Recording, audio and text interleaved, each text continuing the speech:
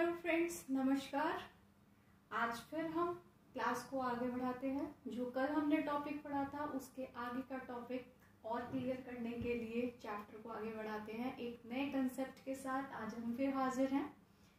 आज का हमारा टॉपिक है टेस्ट चेकिंग इन ऑडिटिंग।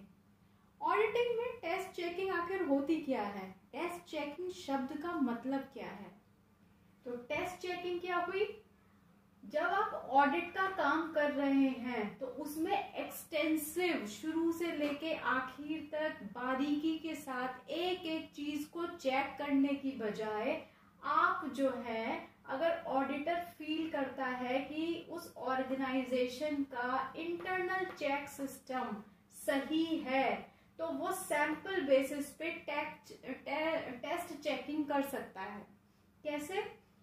जब हम एक्सटेंसिव काम करते हैं तो इसमें बहुत ज़्यादा टाइम लगता है, बहुत ज़्यादा हमें मेहनत करनी पड़ती है, जिसकी वजह से बिल्कुल सही वक्त पे सही काम का कॉन्क्लूड करना मुश्किल हो जाता है।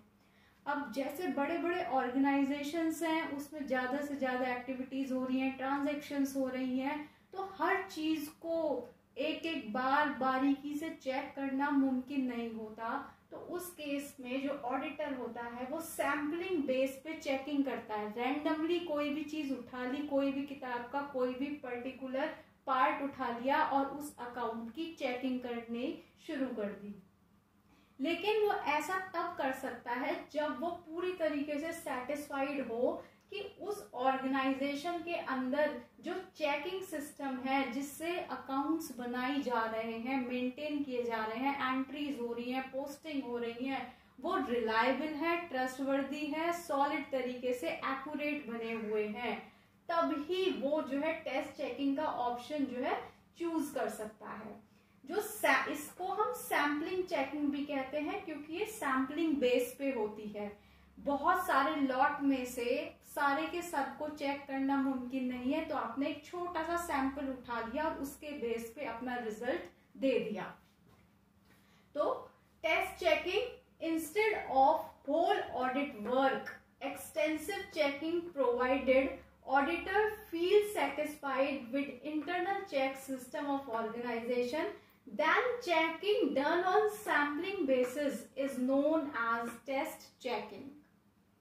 अब इस टेस्ट चेकिंग के अंदर हमें कुछ प्रिकॉशंस भी लेनी पड़ती है, इसके भी कुछ अपने रूल्स हैं, एक स्ट्रक्चर है जिसके बेसिस पे हमें टेस्ट चेकिंग ध्यान से करनी पड़ती है। पहला point, knowledge of internal check system. सबसे पहले ऑडिटर को चाहिए कि जो इंटरनल चेक सिस्टम है उसे कंप्लीट नॉलेज होनी चाहिए कि उस इंटरनल चेक सिस्टम जो ऑर्गेनाइजेशन में चल रहा है उसकी स्ट्रेंथ क्या है और उसकी वीकनेस क्या है। अगर वो स्ट्रॉन्ग है, बिल्कुल सही रिजल्ट दे रहा है, रिलायबल है, तो आप टेस्ट चेकिंग को फॉलो करेंगे। अगर उसमें कमियां पाई जा रही हैं, कुछ शॉर्टकमिंग्स हैं, तो आप जो है टेस्ट चेकिंग नहीं करेंगे, आपको वो रूटीन चेकिंग का प्रोसीजर अपनाना पड़ेगा। स्टेप बाय स्टेप 1 2 3 करके आपको स्टेप्स में चलना पड़ेगा, हर चीज की आपको चेकिंग करनी पड़ेगी। सेकेंड है सिलेक्शन ऑफ रिप्रेजेंटेटिव ट्रांजैक्शंस। अब जो आपने ट्रांजैक्शन रिप्रेजेंट करी है, जिसको एज ए सैंपल आपने उठाया है, वो बहुत केयरफुली ऑडिटर को लेनी चाहिए कि किस बेस पे, किस एनालिटिकल स्टडी के बेस पर वो रिप्रेजेंटेटिव ट्रांजैक्शन का चेकआउट कर रहा है। थर्ड है selection from different periodical transaction. जो ट्रांजैक्शन जिस पीरियड की उठा रहे हैं, ऐसा नहीं होना चाहिए कि 12 महीने से बस 1 महीने की जनवरी की आपने जो है ट्रांजैक्शन ले ली है और उसको ही आप चेक कर रहे हैं और उसी को बेस बना लिया कि बाकी का सारा काम सही से करा गया है, उसके रिजल्ट जो है एक्यूरेट है। नहीं, आपको सिलेक्शन एक पीरियोडिकल ट्रांजैक्शन का करना चाहिए। उसमें आपको सभी महीनों का कुछ पार्ट उठा लेना चाहिए एज ए सैंपल। जनवरी का फर्स्ट वीक का उठा लीजिएगा, फरवरी का लास्ट वीक का उठा लीजिएगा। इस तरीके से आप जो है डिफरेंट पीरियोडिकल ट्रांजैक्शन ले सकते हैं as a selection of this sample. Checking of work done by all employees. जो आपके एम्प्लॉयज काम कर रहे हैं उनकी आपको उनका काम की सभी एम्प्लॉयज की चेकिंग करनी चाहिए। अगर आप सिलेक्टेड लोगों की चेकिंग करेंगे तो उसमें आपकी बायसनेस और पार्शियलिटी हो जाएगी और डिसऑनेस्टी कहीं ना कहीं झलक जाएगी। जो लोग फ्रॉड कर रहे हैं, एरर्स इंटेंशनली कर रहे हैं, उनको आप पकड़ नहीं पाएंगे और आपका जो रिजल्ट होगा वो सही आंकड़े आपको नहीं देगा। फाइनेंशियल पोजीशन ट्रूली आपके सामने डिपिक्ट नहीं हो पाएगी। इसलिए checking of work done by all employees, सबके काम का एक आउटलाइन तरीके से आप जो है निगरानी करेंगे, चेक करेंगे। Checking of transaction related to commencement and at the end of the year, शुरू की ट्रांजैक्शन और लास्ट की ट्रांजैक्शन बहुत इंपॉर्टेंट रखती हैं, तो आप इन्हें स्किप ना करें। शुरू की कुछ ट्रांजैक्शन ले लें और एंड की कुछ ट्रांजैक्शन ले लें और उन ट्रांजैक्शन का आप जो है कंपैरिजन करेंगे तो आपको ये ट्रांजैक्शन से चेक करने के बाद आपको काफी हद तक एक्यूरेट रिजल्ट मिल जाएंगे। इन केस कोई एरर होगी तो वो पकड़ में आ जाएगी। Selection be based on random sampling method, जो सिलेक्शन होना चाहिए वो रैंडम सैम्पलिंग मेथड होना चाहिए। एकदम से कहीं से भी कुछ भी थोड़ा सा पार्ट आप उठा लीजिएगा as a representative, as a sample. इससे क्या होगा, जो एम्प्लॉयज हैं उनको एक डर रहेगा कि हमारी भी कभी भी चेकिंग हो सकती है, हम भी कभी सैंपल में उठाए जा सकते हैं, नो वन नोज कि किसका नंबर आ जाए, तो वो अपना काम सही तरीके से करेंगे। No inquiries be made from employees of the client, जो एम्प्लॉयज हैं, जो क्लाइंट के एम्प्लॉयज हैं, उनसे कभी इंक्वायरी नहीं करनी चाहिए क्योंकि वो आपको सही बात नहीं बताएंगे और आधी अधूरी जानकारी पे, आधी अधूरी गलत इंक्वायरी के बेस पे आप जो है एक्यूरेट रिजल्ट नहीं ले सकते। तो आपको बहुत सीक्रेट तरीके से इंक्वायरी करनी है कि लोगों को पता ही ना चले कि वो क्या बात पूछ रहे हैं और किस मोटिव के साथ पूछ रहे हैं। No test checking of the cash book, cash book की कभी भी टेस्ट चेकिंग नहीं होनी चाहिए, उसकी हमेशा रूटीन चेकिंग होनी चाहिए क्योंकि कैश बुक बहुत इंपॉर्टेंट इंस्ट्रूमेंट होता है फाइनेंशियल बेस में, और उसकी आप जो है रूटीन चेकिंग करें स्टेप बाय स्टेप, उसकी एक्सटेंसिव चेकिंग बहुत ज्यादा जरूरी है। अब आ जाते हैं इस टेस्ट चेकिंग के मेरिट क्या है और डिमेरिट्स क्या है। पहले हम ले लेते हैं मेरिट। मेरिट में आता है सबसे पहले कि टेस्ट चेकिंग में टाइम सेव होता है और लेबर सेव होती है, ज्यादा जरूरत नहीं पड़ती, आप उतने हैबिचुअल होते हैं कि आपको पता है कि किसकी एंट्री कहाँ किस तरीके से होनी है और टोटल चेक करने में आप इतने निपुण होते हैं कि आप बड़ी बड़ी कैलकुलेशन बहुत जल्दी से कर लेते हैं। Second, possibility of taking audit of many trading concern, जब आपका टाइम बच रहा है तो दूसरा जो आपका एक्स्ट्रा टाइम है उसको आप यूज कर सकते हैं, दूसरी ट्रेडिंग कंसर्न के भी आप ऑडिट कर सकते हैं।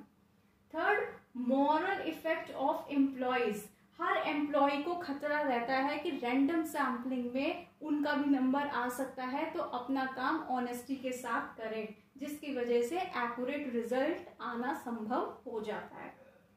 ट्रस्टवर्दी कंक्लूजन, जब काम एक्यूरेट तरीके से शुरू से लेके आखिर तक एक माहौल में ऐसे में हो रहा है कि उसका इंटरनल चेक सिस्टम मजबूत है उस ऑर्गेनाइजेशन का, तो उसके जो कंक्लूजन आ रहे हैं वो ट्रस्टवर्दी हैं, रिलायबल हैं। More emphasis on internal check system, internal check system अगर आपका सही होगा, स्ट्रॉन्ग होगा, तो आप जो है टेस्ट चेकिंग कर सकते हैं। अगर आपको कहीं शक है कि इंटरनल चेक सिस्टम में गड़बड़ी की उम्मीद है तो आप टेस्ट चेकिंग को स्किप कर जाते हैं। तो टेस्ट चेकिंग और इंटरनल चेक सिस्टम की जो स्ट्रॉन्गनेस है वो साइमल्टेनियसली चलती है और एक दूसरे से डायरेक्टली रिलेटेड है। अब दूसरी तरफ आ जाती हैं कुछ इसकी डिमेरिट्स। डिमेरिट्स में पहला आता है कि मिस्टेक्स हैं, फ्रॉड्स हैं, वो जो है रिमेन रहते हैं अनडिटेक्ट, हम उन्हें डिटेक्ट ही नहीं कर पाते। क्यों? क्योंकि आप सैम्पलिंग मेथड से चेक कर रहे हैं तो प्रोबेबिलिटी है कि फ्रॉड जो है पकड़ा भी जा सकता है उस सैंपल के अंदर, और फ्रॉड जो है बच भी सकता है। उस सैंपल के अंदर फ्रॉड की कहीं गुंजाइश ही नहीं दिखाई दे रही, वहां पे कुछ है ही नहीं ऐसा। Second, carelessness in working. आप जो है इस मेथड के अंदर, टेस्ट चेकिंग के अंदर जो सैंपल चूज कर रहे हैं वो किसी बेस के बिना कर रहे हैं, कोई एनालिटिक स्टडी नहीं कर रहे। ऐसे ही आपने मन से उठा लिया कोई सैंपल और बाकी का हिस्सा जो है वो अनटच्ड रह जाता है, आप उसे इग्नोर कर लेते हैं, जिसकी वजह से फ्रॉड और एरर्स जो है डिटेक्ट नहीं हो पाते, और जो है केयरलेसनेस से आप काम कर रहे हैं जिसका रिजल्ट जो है आपको एक्यूरेट नहीं मिलता। अनसेटिस्फैक्टरी रिपोर्ट, जब मिस्टेक और फ्रॉड अभी भी एग्जिस्ट कर रहे हैं, पकड़ में नहीं आ रहे, काम केयरलेसली चल रहा है, नोन एज टेस्ट चेकिंग।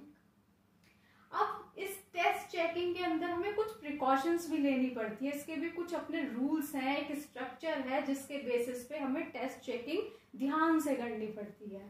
पहला point, knowledge of internal check system. सबसे पहले ऑडिटर को चाहिए कि जो इंटरनल चेक सिस्टम है उसकी उसे कंप्लीट नॉलेज होनी चाहिए कि उस इंटरनल चेक सिस्टम जो ऑर्गेनाइजेशन में चल रहा है उसकी स्ट्रेंथ क्या है और उसकी वीकनेस क्या है।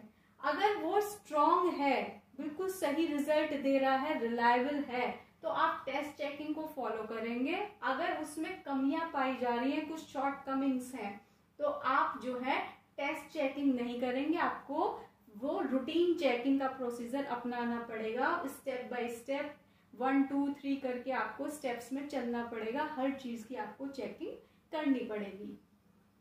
सेकेंड है सिलेक्शन ऑफ रिप्रेजेंटेटिव ट्रांजेक्शंस। अब जो आपने ट्रांजैक्शन रिप्रेजेंट करी है, जिसको एज ए सैंपल आपने उठाया है, वो बहुत केयरफुली ऑडिटर को लेनी चाहिए कि किस बेस पे, किस एनालिटिकल स्टडी के बेस पर वो रिप्रेजेंटेटिव ट्रांजैक्शन का चेकआउट कर रहा है। थर्ड है selection from different periodical transaction. जो ट्रांजैक्शन जिस पीरियड की उठा रहे हैं, ऐसा नहीं होना चाहिए कि 12 महीने से बस 1 महीने की जनवरी की आपने जो है ट्रांजैक्शन ले ली है और उसको ही आप चेक कर रहे हैं और उसी को बेस बना लिया कि बाकी का सारा काम सही से करा गया है, उसके रिजल्ट जो है एक्यूरेट है। नहीं, आपको सिलेक्शन एक पीरियोडिकल ट्रांजैक्शन का करना चाहिए, उसमें आपको सभी महीनों का कुछ पार्ट उठा लेना चाहिए एज ए सैंपल। जनवरी का फर्स्ट वीक का उठा लीजिएगा, फरवरी का लास्ट वीक का उठा लीजिएगा। इस तरीके से आप जो है डिफरेंट पीरियोडिकल ट्रांजैक्शन ले सकते हैं as a selection of this sample. Checking of work done by all employees. जो आपके एम्प्लॉयज काम कर रहे हैं उनकी, आपको उनका काम की सभी एम्प्लॉयज की चेकिंग करनी चाहिए। अगर आप सिलेक्टेड लोगों की चेकिंग करेंगे तो उसमें आपकी बायसनेस और पार्शियलिटी हो जाएगी और डिसऑनेस्टी कहीं ना कहीं झलक जाएगी। जो लोग फ्रॉड कर रहे हैं, एरर्स इंटेंशनली कर रहे हैं, उनको आप पकड़ नहीं पाएंगे और आपका जो रिजल्ट होगा वो सही आंकड़े आपको नहीं देगा। फाइनेंशियल पोजीशन ट्रूली आपके सामने डिपिक्ट नहीं हो पाएगी। इसलिए checking of work done by all employees position truly आपके सामने डिपिक्ट नहीं हो पाएगी। इसलिए checking of work done by all employees, सबके काम का एक आउटलाइन तरीके से आप जो है निगरानी करेंगे, चेक करेंगे। Checking of transaction related to commencement and at the end of the year. शुरू की ट्रांजैक्शन और लास्ट की ट्रांजैक्शन बहुत इंपॉर्टेंट रखती हैं, तो आप इन्हें स्किप ना करें। शुरू की कुछ ट्रांजैक्शन ले लें और एंड की कुछ ट्रांजैक्शन ले लें और उन ट्रांजैक्शन का आप जो है कंपैरिजन करेंगे, तो आपको ये ट्रांजैक्शन से चेक करने के बाद आपको काफी हद तक एक्यूरेट रिजल्ट मिल जाएंगे।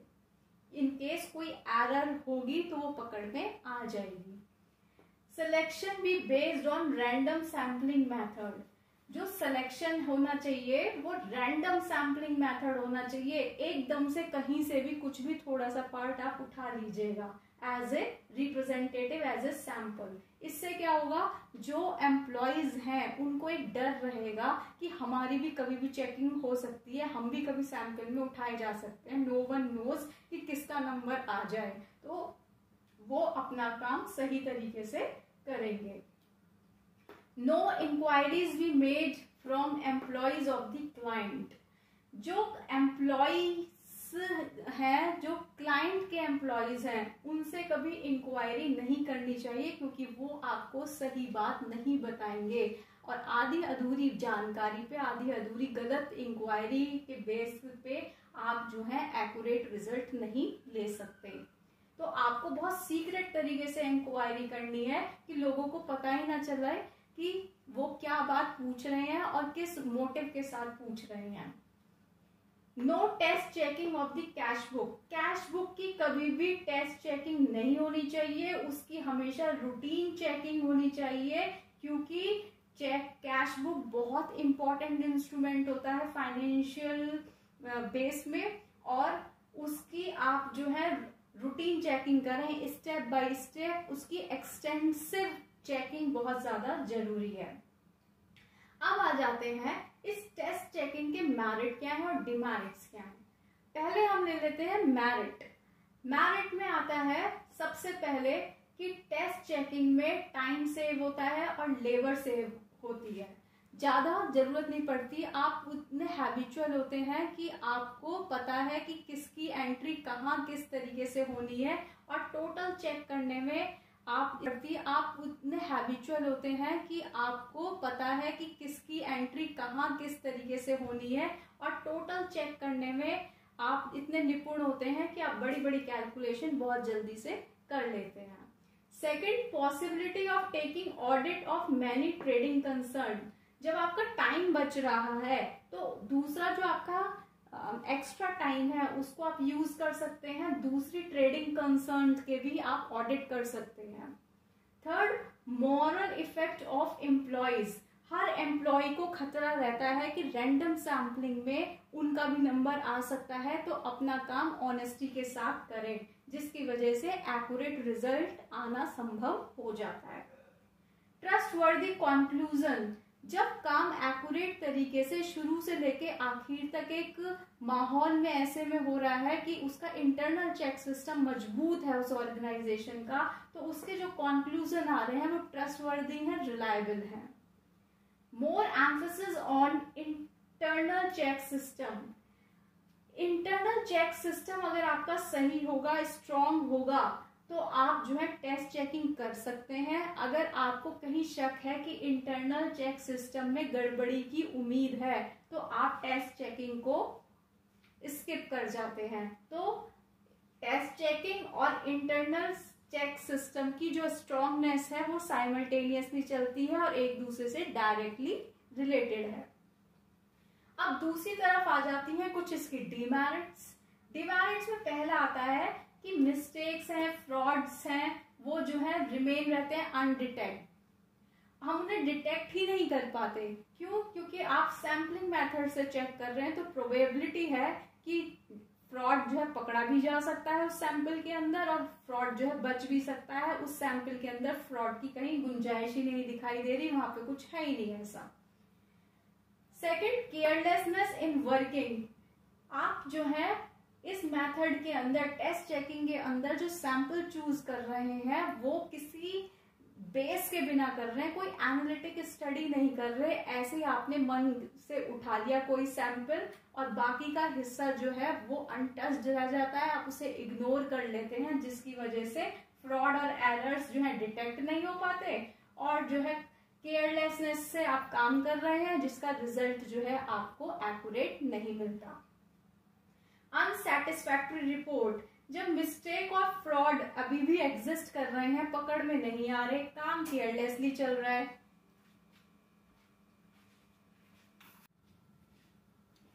अब आता है डिमेरिट्स ऑफ टेस्ट चेकिंग में थर्ड पॉइंट, अनसेटिस्फैक्टरी रिपोर्ट। जब हम इसकी मिस्टेक्स और फ्रॉड को डिस्कवर नहीं कर पा रहे हैं, केयरलेसनेस तरीके से वर्किंग हो रही है, क्योंकि सैंपल ही हमने बिना किसी एनालिटिकल स्टडी के हमने चूज किए हैं, तो उनके रिजल्ट भी हमको बिल्कुल एक्यूरेट मिलने मुश्किल हैं। जिसके बेस पे, इन वर्किंग के बेस पे, जब हम शुरू से ही केयरलेसली काम कर रहे हैं, ठीक से पोस्टिंग नहीं कर रहे हैं, फ्रॉड्स भी हो रहे हैं, एरर्स भी हो रहे हैं, क्लैरिकल एरर्स भी हो रहे हैं, ओमिशन भी हो रहा है उसमें, और आपकी जो एंट्रीज है, पोस्टिंग है, कास्टिंग है, वो कोई भी सही तरीके से नहीं हो रही है, अकाउंट्स के एडजस्टमेंट सही तरीके से नहीं हो रहे हैं, हर एक में एक ना एक एरर देखने को मिल रहा है, तो रिपोर्ट जो बन के तैयार होगी वो भी आपकी अनसेटिस्फैक्टरी होगी, वो आपको क्लियर पिक्चर नहीं डिपिक्ट करेगी। नेक्स्ट डीमेरिट आता है increased liability of the auditor. जो ऑडिटर है उसकी जो लायबिलिटी है वो इतनी ज्यादा बढ़ जाती है कि वो अपनी अथॉरिटी और रेस्पॉन्सिबिलिटी से बच नहीं सकता। जो पूरी की पूरी जवाबदेही है, अगर कोई कंपनी लॉस में चली जाती है तो उसकी पूरी जवाबदेही ऑडिटर की बनती है। ऑडिटर की जिम्मेदारी है कि एक एक चीज का वेरिफिकेशन, चेकिंग सही तरीके से करे, एरर को डिटेक्ट करे और उसको वहीं पर ही खत्म करके उसका जो है सही तरीके से रेमेडियल उसके मेजर्स ले और वो सही पिक्चर, ट्रू पिक्चर जो है आपको दिखाए। नेक्स्ट आता है test checking and responsibility of auditor. मतलब ऑडिटर की रेस्पॉन्सिबिलिटी और टेस्ट चेकिंग साथ साथ कितने आगे लंबे टाइम तक जाती है, क्या इनका रिलेशन है। देखिए, in case of party is put to loss, अगर पार्टी को लॉस हो गया due to audit report based on test checking, अगर पार्टी को लॉस होता है क्योंकि ऑडिटर की जो रिपोर्ट है वो सही पिक्चर नहीं दे रही है, तो ऑडिटर इसका जिम्मेदार रहेगा, उसके खिलाफ केस किया जा सकता है, उसको फाइन लग सकता है, उसको पनिशमेंट मिल सकता है for negligible towards the party, कि उसने पार्टी के ऑब्जेक्टिव्स का, मोटिव्स का पूरा ध्यान नहीं रखा कि उन्होंने किस वजह से ऑडिट करवाया और ऑडिट जो है सही पिक्चर आपको रिजल्ट नहीं दे पाया, तो उसकी पूरी जिम्मेदारी ऑडिटर की होती है। ऑडिटर इस केस के अंदर, अगर पार्टी को लॉस हुआ और ऑडिटर अपनी जिम्मेदारी से नहीं बच सकता, इस केस के अंदर ही can not take plea of using test checking since internal check system of the organization was sound and satisfactory concluded by him earlier। कहने का मतलब ये है कि ऑडिटर अपनी लाइबिलिटी से नहीं बच सकता ये कह के कि उसने जो है टेस्ट चेकिंग सिस्टम को अपनाया था और उसी के ही द्वारा ये बात कही गई है कि इस ऑर्गेनाइजेशन का जो इंटरनल चेक सिस्टम है वो बिल्कुल सही है, रिलायबल है, ट्रस्टवर्दी है, और इसी चीज को पढ़ के समझकर उसने टेस्ट चेकिंग को अपनाया था।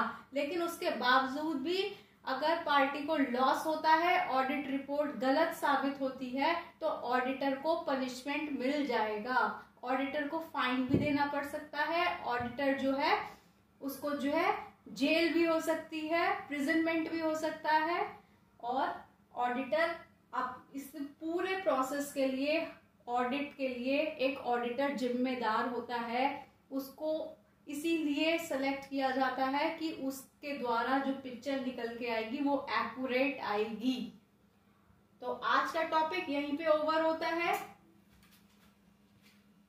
ऑब्जेक्टिव्स का, मोटिव्स का पूरा ध्यान नहीं रखा कि उन्होंने किस वजह से ऑडिट करवाया, और ऑडिट जो है सही पिक्चर आपको रिजल्ट नहीं दे पाया, तो उसकी पूरी जिम्मेदारी ऑडिटर की होती है।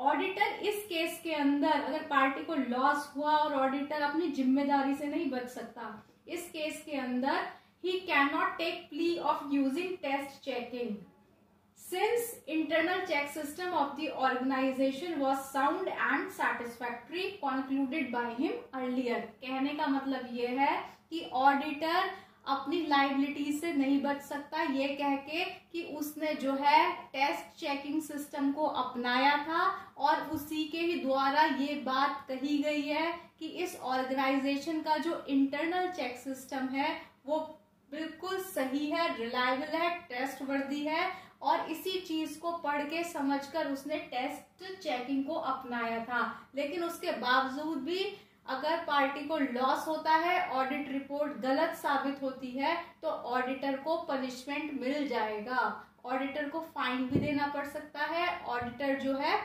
उसको जो है जेल भी हो सकती है, प्रिजनमेंट भी हो सकता है। और ऑडिटर अब इस पूरे प्रोसेस के लिए, ऑडिट के लिए एक ऑडिटर जिम्मेदार होता है। उसको इसीलिए सेलेक्ट किया जाता है कि उसके द्वारा जो पिक्चर निकल के आएगी वो एक्यूरेट आएगी। तो आज का टॉपिक यहीं पे ओवर होता है।